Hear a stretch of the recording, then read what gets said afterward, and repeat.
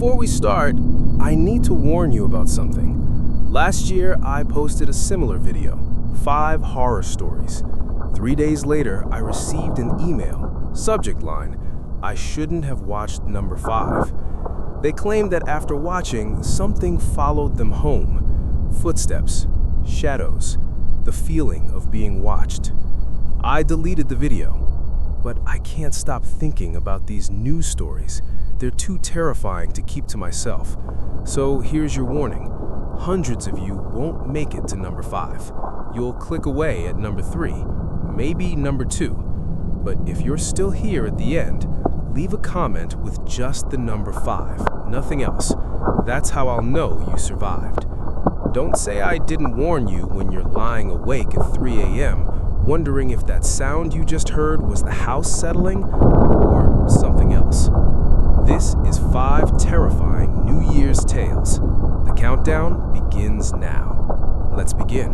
New Year's Eve, 2019, Portland, Oregon. Sarah Mitchell was alone. Boyfriend gone, family across the country. Just her, cheap wine, and the TV countdown. 11:47 p.m. Her phone rang. Unknown number. She answered. Heavy breathing. Then, 13 minutes. Click. Probably a prank. New Year's brings out the weirdos. 11:52 p.m. Another call. 8 minutes, Sarah. They knew her name. She checked every door, every window, all locked. 3rd floor apartment. 11:56 p.m. 4 minutes. I can see you in your blue sweater. She looked down. Blue sweater.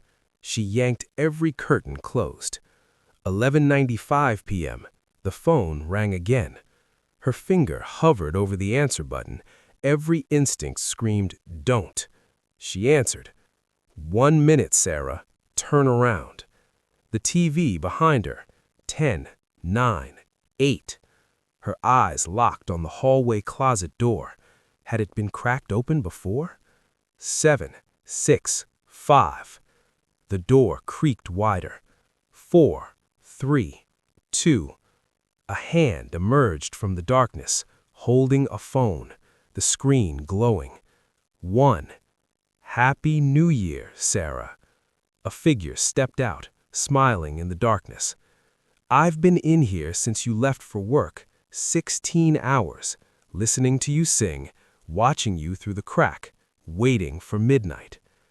The neighbors found her door swinging open the next morning. Sarah was gone.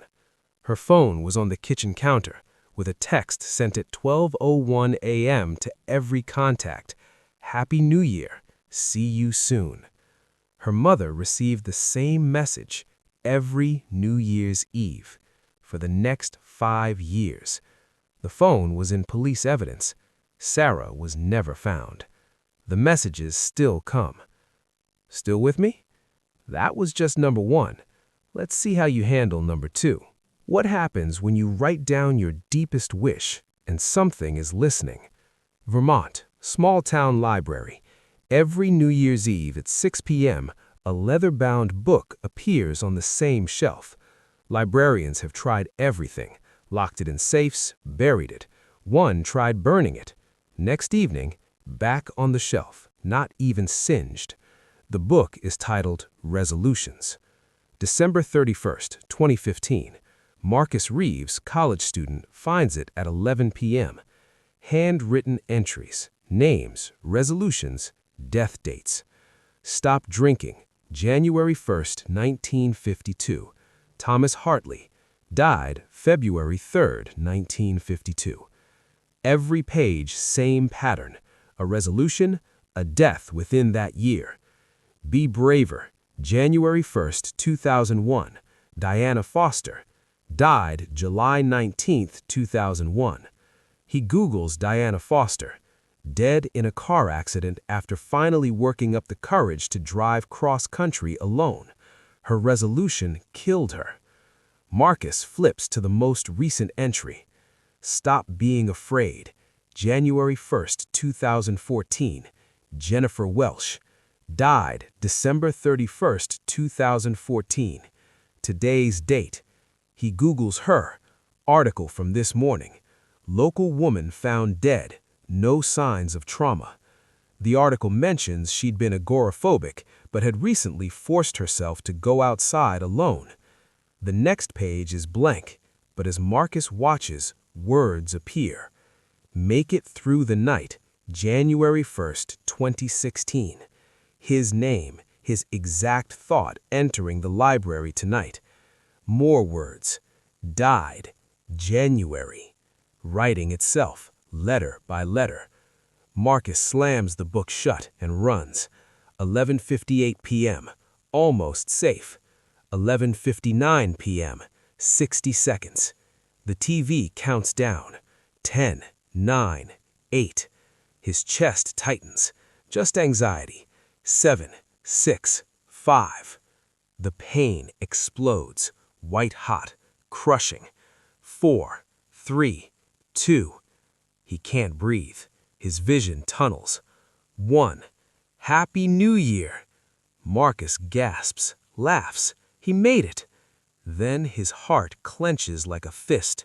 He hears himself make a sound he's never made before, a wet, choking gurgle.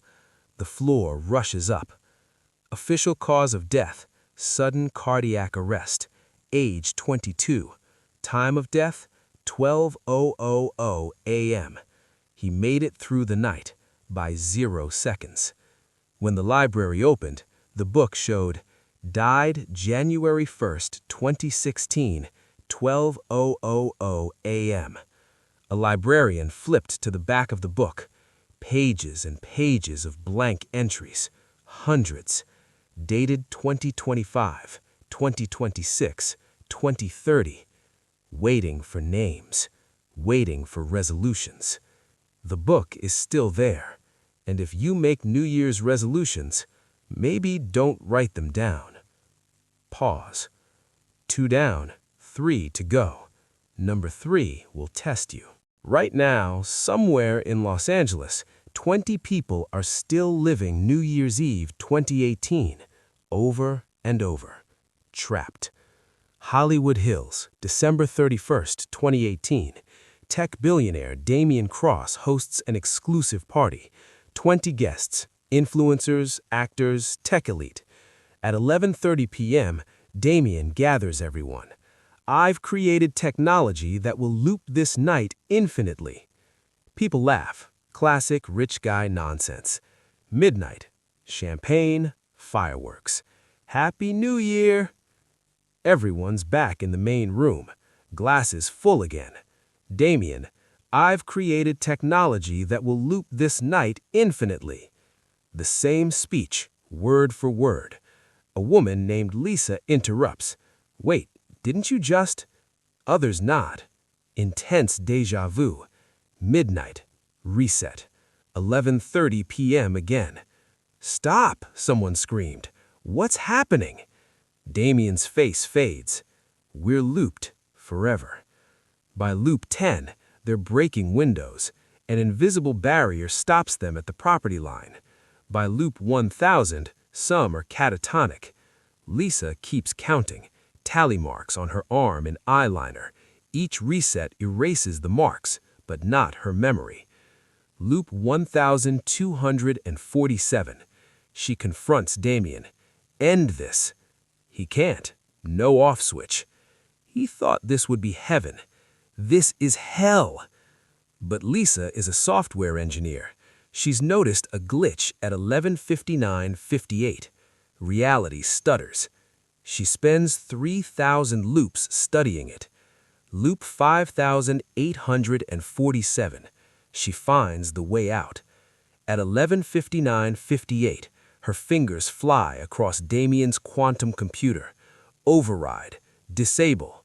End. Time moves forward. 12:01 a.m. January 1st, 2019. Lisa runs to a mirror. The woman staring back is in her 40s, gray hair, deep wrinkles. She's 26 years old. Every guest aged 16 years because they'd lived 16 years, 5,847 loops of 30 minutes each. 11 guests were catatonic. 6 took their own lives within a month. Damian Cross was found dead. Suicide, they said. But the 3 survivors know the truth. He died in loop 3429, a heart attack. His consciousness is still trapped, still looping. Every New Year's Eve at 11:30 p.m. near that mansion, you can hear party music and Damian's voice. I've created technology that will loop this night infinitely. Over and over. Forever. Silence. 3 down. Number 4 is different. It's a warning. Turn off your TV at midnight on New Year's Eve. Let me tell you why. 2009, rural Pennsylvania. Small TV station. WKRP 12. 2 anchors, Julie Sanders and Tom McKenzie, standard New Year's coverage. 11:45 p.m. They're showing downtown celebrations. The broadcast cuts to black. Static. A dark room appears, single chair, 1 light. Sitting there is Julie Sanders. But Julie is in the studio, staring at the monitor. That's not right. That's not our feed. The Julie on screen has a bruised face, terrified eyes. This is an emergency broadcast. Do not celebrate tonight. At midnight, something will... Cut back to studio. Tom laughs nervously. Technical difficulties, folks. 11:55 p.m. It happens again. The woman in the chair looks worse. Blood, tears. I'm Julie Sanders, broadcasting from December 31st, 2010, 1 year from now. I'm the only one left. At midnight, something came through the broadcast, through the screens. Everyone who was watching. Black screen. Real Julie is hyperventilating. 11:59 p.m. The final interruption. The woman is skeletal, hollow eyes, the walls behind her covered in thousands of tally marks. You'll hear the screaming first, your own voices from 1 year ahead. Then you'll see them in the corners, the shadow people. They live in the dead time between years. If you're watching when midnight strikes, they can reach you. Midnight. Every TV goes silent for 1 second. Then every viewer hears screaming through their television. Their own voices, screaming in terror, from 1 year in the future. Hundreds reported it, same experience. They heard themselves begging, saying no and please stop. Security footage showed Julie vanishing from the studio at 11:45, 11:55, and 11:59. 60 seconds each time. She has no memory of it. December 31st, 2010. Julie didn't show up for work. Her apartment was empty. Neighbors had seen her acting strange, setting up a camera, sitting in a chair, practicing, "This is an emergency broadcast." No one's seen Julie Sanders since.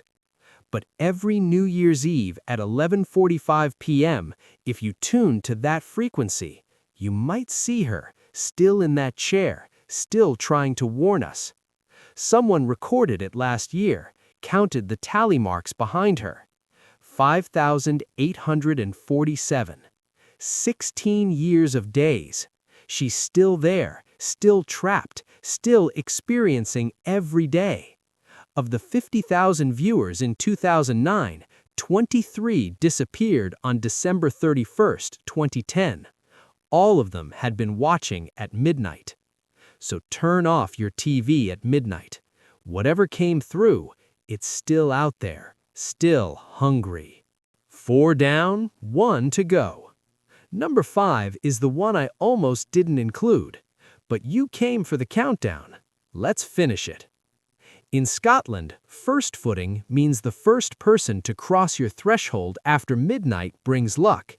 It's charming, but like most traditions, it's based on something we forgot on purpose.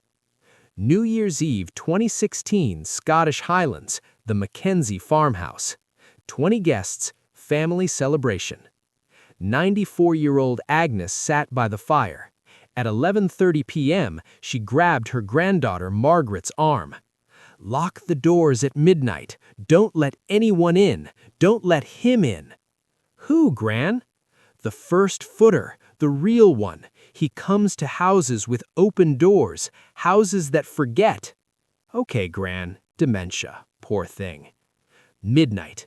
Happy New Year! 12:03 a.m. A knock at the door. Our first footer. David moved towards it. Agnes screamed, "No, don't open it!" "It's tradition, Gran," David said. Another knock, polite, patient. "The first footer tradition is a warning," Agnes sobbed. "You're supposed to keep them out." David opened the door. A man stood there, tall, dark hair, dressed in centuries-old clothes. He held coal, bread, and a bottle. "May I come in?" David stepped aside. The man crossed the threshold. Every light died. 3 seconds of darkness. Screaming. Lights returned. The man stood in the center, surrounded by 20 guests, eyes completely black. "Thank you for the invitation." He walked to the calendar on the wall. Tore off January. Everyone felt it, time lurching, compressing. "What are you doing?" David lunged. He tore off February. The guests began aging, skin wrinkling, hair graying. 8-year-old Emma grew before her mother's eyes. 10, 15, 20. March, April, May. People collapsed, some decomposed, a full year in minutes. August, Agnes turned to dust, blew away. September, October. David tried to tackle him but passed through smoke. November. Only Margaret and 3 others were conscious. December. The final page fluttered down. Happy New Year. The man vanished. Margaret stared at 23 bodies, including her children. Then she collapsed too. Police found them on January 2nd. Cause of death? Unknown. But the coroner's report noted something impossible. Every body had aged exactly 1 year overnight. Bone density, cells, hair. They'd lived 365 days in 14 minutes. The farmhouse was demolished. But every New Year's Eve at 12:03 a.m., people driving past see lights where the house used to be. Figures through windows that don't exist, singing, then screaming, then silence. If you stop, you might hear calendar pages tearing, one by one by one, and you might see her waiting for someone to invite him in. Margaret survived. She's in a care facility, catatonic. But every New Year's Eve at midnight, she screams for 14 minutes. And when nurses check afterward, she's aged another year. She was 34 in 2016. She looks 60 now. The first footer doesn't forget. So lock your door at midnight. Don't answer knocks. Don't let anyone in until sunrise. The first footer has been waiting at thresholds for thousands of years, waiting for the door to open, waiting to claim your year. All of it. You made it. All 5 tales. Do something for me, right now. Look behind you. Nothing there, right? Are you sure? Tonight, when you're trying to sleep, you'll remember these stories. They're seeds, and they'll grow. If you made it to the end, prove it. Comment just the number 5. But here's my question. Did you survive? Or did something survive by watching through your eyes? This has been 5 terrifying New Year's tales. Subscribe for more. Happy New Year, if you make it there.